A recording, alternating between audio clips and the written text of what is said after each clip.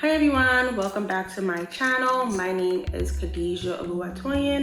I'm an attorney, however, the information provided on this channel is for general information purposes only and does not constitute legal advice or establish an attorney and client relationship between you and I. I am also a community mediator. If you are interested in learning more about my services, my mediation services, visit www.communityactstogether.com. If you are watching this episode before tuning into last week's episode titled Tonight's Conversation is Today's Conversation on Work Values, please press pause, open another browser, and watch the video. It's a mandatory prerequisite. But seriously, I know that some of you may want to skip over workplace values and jump straight into conversations about contracts and lawsuits, but you should start taking safety precautions in your work dealings before you even step foot into an introductory meeting or lay your eyes on a contract. The safety precautions start when you know what you want from your workplace, collaborations, and partnerships, and understand what those environments are actually capable of providing you. Knowing your workplace collaboration values is important whether you are actively looking for employment or collaborations or currently working. If you're working with a person or corporation that you know is simply not ideal for you, does not represent your work values, then you will know how to conduct yourself and interact with your coworkers in a way that protects you. Personally, I'm a yapper. I am the president of the National Association of Yappers, and if I'm working at a firm that has a reputation of treating their employees solely based on their seniority, I am probably searching for another job, that's true, but while I'm there, I know not to divulge too much information about myself because I don't know how they would use the information. They could potentially gossip behind my back or use the information to jeopardize my employment. I already know that this firm believes that respect is earned, not a value that should be extended simply for being their employee or, I don't know, existing. And when a person doesn't respect you, they are capable of being contemptuous and disrespectful towards you. All right, let's get into contracts and agreements.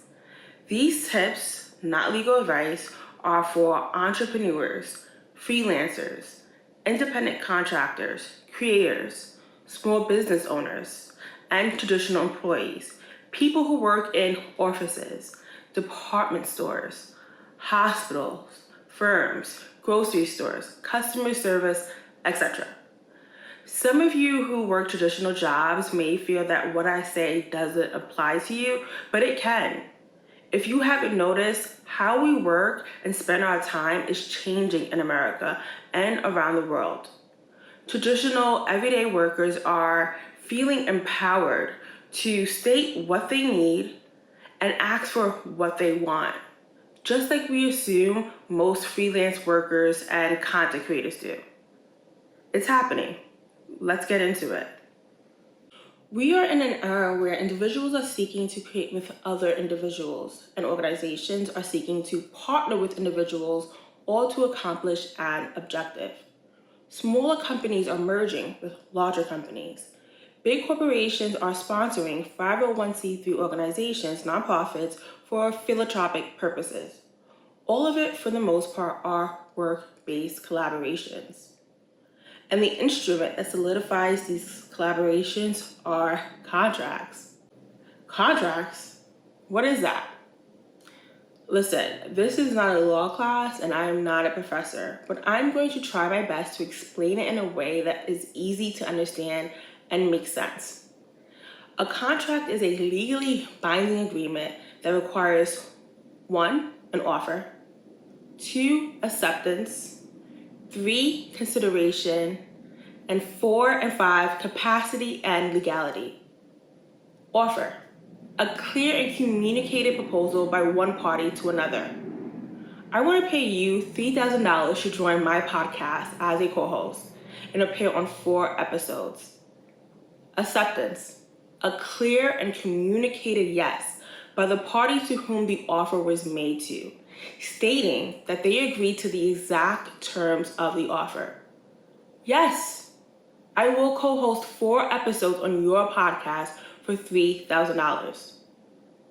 Consideration: I'm laughing a little bit inside because consideration is a large part of what makes a contract a contract. And when I hear family and friends talk about certain disagreements, we had a contract, or that was a contract. I'm like, no, baby. What you had was an agreement, which can still be enforced, but there's a difference. And I will touch on that later on in the video. Consideration is something of value that is exchanged between parties.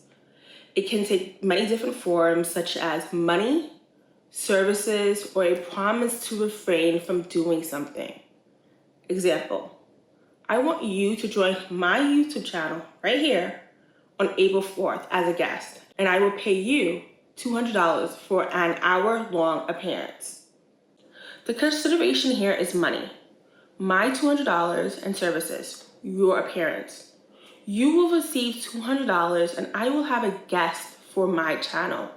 We both are receiving a benefit, and our benefits are both being considered in this arrangement. The last 2 parts of a contract that I'm going to touch on in 1 or 2 sentences is capacity and legality. Both parties need to be of sound mind to enter a contract. A contract signed when one of the parties was clearly drunk may or may not stand up in court. Lastly, you have to have ownership of the item you are contracting about. You cannot offer someone $200 to appear on my YouTube channel when you don't own or have control over what is done on this channel. I don't even know you, but I'd like to. Drop a comment in the chat and let me know where you're watching from. I often say may or may not stand up in court, or may or may not be enforceable after a hypothetical, because generally contract laws are governed by the state and vary from state to state. A court will hear a case, and to reach a conclusion, its finding, it will review analysis and verdicts from relevant statutes from within and near its jurisdiction. They want to know if the matter at hand has been litigated before. And if it has, they most likely will use said findings, which is what we call case law, to determine your case. That's why contract law varies from state to state. I hope that makes sense, but if it doesn't, I tried. What I just gave you was a very simple overview. That's just a very small snippet into the world of contracts. Let's call it Contract 010. If you go further into Contracts 101, which I won't be, you will hear terms like explicit and implied acceptance, revocation, rejection, and conversations like, was that an offer or was that an invitation to treat? Or debates like, there was no contract, that was just an agreement, which I actually will touch on for a bit. Now, all contracts are agreements, but not all agreements are contracts, because agreements do not require consideration, the concept we just spoke about. Consideration is something of value that is exchanged between parties. It can take many different forms, like we spoke about, money, services, or a promise to refrain from doing something. Let's run it back to the previous example where I offered to pay you $200 to be a guest on my YouTube channel for an hour. You accepted. After we are done recording, I asked you to reappear again on my channel for the following week And you respond, sure, you'll do it. The week comes and you don't appear and I lose, let's say 20 paid subscribers. Are you legally liable? No. You may be an unreliable person, but I don't think you would be legally liable. While there was an agreement that you would appear, there was no consideration because I didn't offer to give you something in return for your appearance. There was no mutual benefit. There was an offer and an acceptance, but no consideration. Now, there are some exceptions to agreements that appear to be unenforceable, like promissory estoppel. I hated learning about contract law in law school, but I loved learning about promissory estoppel. I don't know why, maybe it's the name. Promissory estoppel is the legal principle that says an agreement is enforceable by law, even without consideration, when a person makes a promise to another person, and that person, the one that was promised something, relies on that promise to their subsequent detriment, to their disadvantage, but it has to be a real big disadvantage. Now, would promissory estoppel apply to the scenario where I lost 20 paid subscribers? Probably not. But I wanted you to know how agreements can sometimes still be legally enforceable, and that it is important that you be impeccable with your word. If you are unfamiliar with that phrase, read Don Miguel Ruiz, The Four Agreements. We talked about it in an earlier video. If you want to learn more about the differences between contracts and agreements, or what constitutes an offer or acceptance, there are tons of educational resources on YouTube and on the web. If you need help finding them, leave me a comment and I got you. When it comes to contracts, I feel like some freelancers, small business owners, content creators are afraid to say what they truly want and look at contracts from the angle of this document will protect me when we go to court, instead of this document will prevent us from having to go to court. I cannot stress enough how important it is to express and negotiate your wants and needs. And let me just say this before we go any further, you will not receive everything you want 100% of the time. It would be nice, but it doesn't happen 100% of the time. From my experience, it happens maybe about 80 to 90% of the time that when you ask for something, you'll receive it, or if you ask for a change, you'll receive it. If someone is reaching out to you, that means to some degree, they like you and what you do, and they appreciate what you're going to bring to the collaboration. They know that you're going to bring some benefit to them, and they should be benefiting you in ways that matter to you. Request more time for a deadline. Ask for more money. If they sell merchandise, ask for some products or a discount code. If it's appropriate, ask that they make a donation to a community organization relevant to the objective at hand. Request that you get paid half up front and the remainder within 14 days after the work is completed. Take your work values, needs, and desires, past experiences, and ask for what you want. If they say no and you still choose to work with them, that is okay. In negotiations and in what I do, mediations, you don't always get what you want. Depending on the objective, compromise can be necessary, but at least you asked. You properly represented yourself and the interests of your business. Bravo to you. Exercise that muscle of asking for what you want, because regardless if you do it early on in your employment journey or later, there will come a time where you get sick of people playing with your emotions, time, and money. But whatever people-pleasing tendency that is preventing you from asking for what you want will end up in the trash. Sometimes we need to be fed up to create change. I have been there. I am talking from experience. I'm not mad at it. If you are an individual or small business owner that is reaching out to other people or businesses to collaborate, the same mindset applies.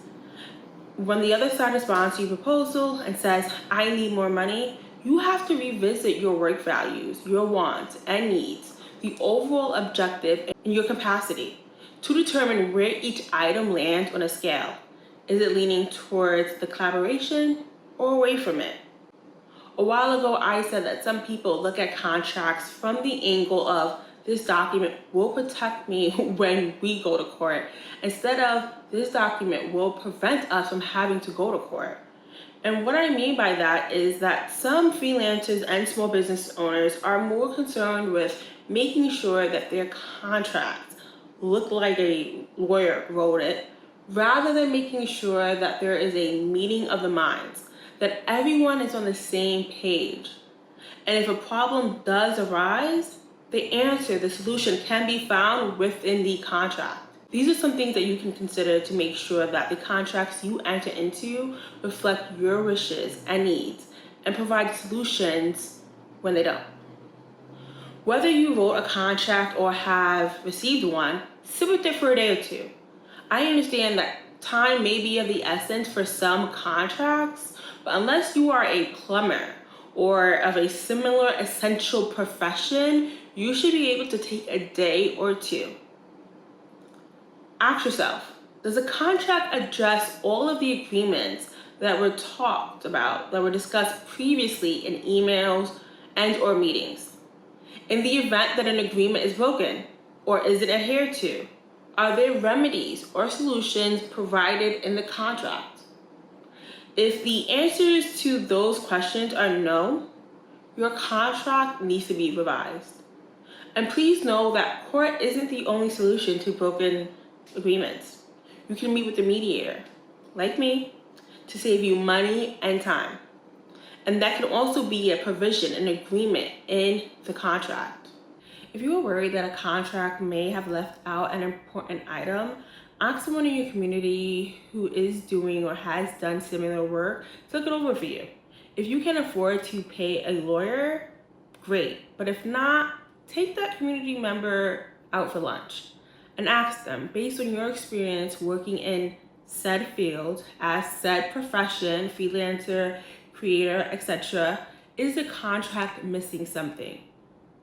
You may also want to consider looking on sites like Fiverr for per diem attorneys who will review and edit your contract for $35 or something similar to that. Now, if you do choose to go that route, I suggest you make sure that the person is an actual licensed attorney. If you don't care about where the attorney is licensed and you just want another set of eyes to look at it, by all means, do you. The last tip I want to share with you before we end this episode is, if there are changes made to a contract after it has been signed, you need to make sure the contract, the changes, are memorialized somewhere in writing. Really, you should update the contract and get new signatures. However, I know that that doesn't always happen, and many small claim courts, smaller courts, civil courts also know that that doesn't always happen. Let's say that you agree to come to my show for an hour appearance for $200. We talk about it in a virtual meeting. The contract was sent, the contract was signed and received. 2 hours before the appearance, I call you and say, can you stay on for an hour longer? I'll pay you an additional $75. You agree. An hour passes by and you don't receive an updated contract from me. This is where you log on to your email account and write an email saying, hi Khadijat, thank you for updating me about the changes for tonight's appearance. I'm sending this email to acknowledge that I will stay on the show an hour longer for an additional $75. Please let me know if anything else changes. If you can't send an email, send a text message, send a direct message. Now the changes to the original contract are memorialized in writing and timestamped. Litigation aside, even if there is confusion on my end, you can direct me to the email. You did say you would pay me an additional $75. I even confirmed it in an email. I looked at the email. Oh, I did say that.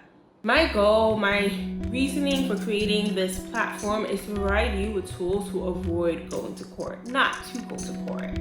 It is to help you mitigate and resolve conflict on your own and with your community. I hope this video was helpful. Let me know if you have any questions in the comment section. If you enjoyed watching this episode, please like, subscribe, and share. Recently, a family friend from New York called me about a situation they are experiencing with their neighbor that involves groundhogs. They gave me permission to talk about it with you on this channel, and that's what we'll do next time. Bye, y'all.